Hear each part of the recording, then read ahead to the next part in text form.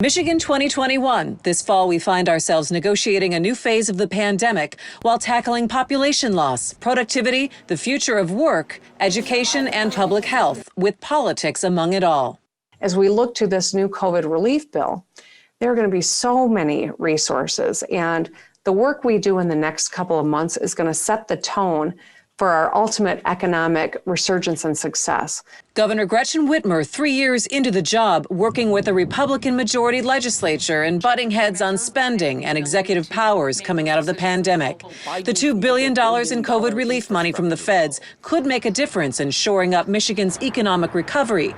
The unemployment rate in Michigan is slightly lower compared to the U.S. average, but businesses are struggling to fill jobs.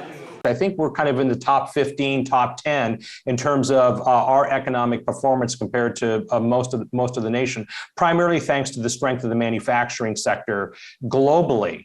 But at the same time, employers can't find employees.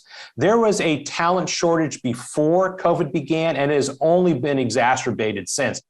The pandemic has also changed the way we work. The Delta variant postponed many back-to-the-office plans this fall, auto companies idling plants due to parts shortages, parents searching for childcare, and getting back to the workforce. We've seen women who've had to actually voluntarily leave jobs, and then we've seen other women just really struggling to hang on. And so I don't even think the pace of job loss and job leaving for women is over. Education is a key factor in training Michigan's workforce for the future, but pandemic schooling has been difficult for students.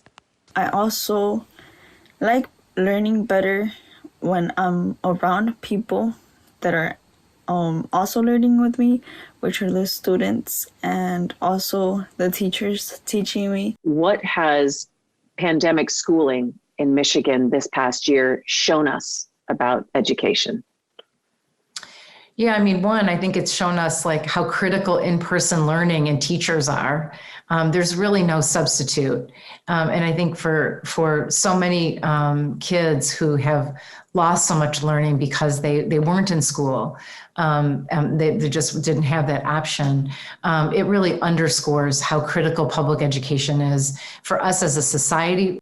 State test scores are lower. A growing number of teachers are leaving the profession, and districts have to decide how to distribute funding for more counseling, literacy, and family support to address the learning loss from last year. I feel like for at least 2 years, we have equitable amount of resources to address some of the wraparound challenges that we have with our students and families. In the city of Detroit, Mike Duggan is heading to a probable third term as mayor. The city lost population in the latest census, but there are large development projects still moving forward. The Stellantis Mack Avenue plant and a new Amazon distribution center. More work needs to be done to bridge the gap and economic opportunity for the city's residents. The only jobs that have been growing in Detroit are low-wage jobs, for jobs in Detroit. The jobs in the region are middle-wage jobs.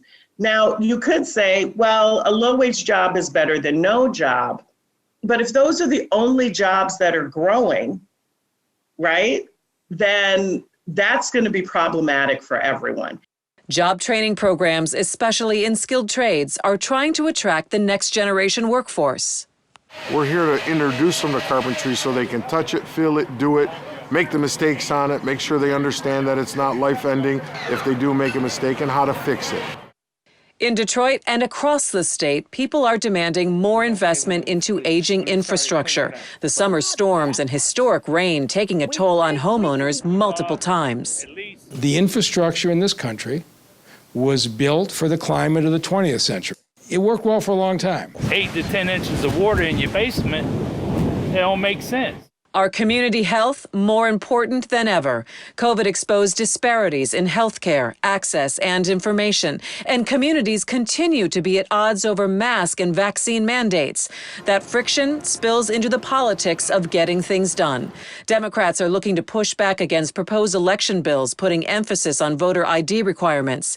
The Independent Citizens Redistricting Commission is working on redrawing the legislative maps across the state, and we head toward an election year.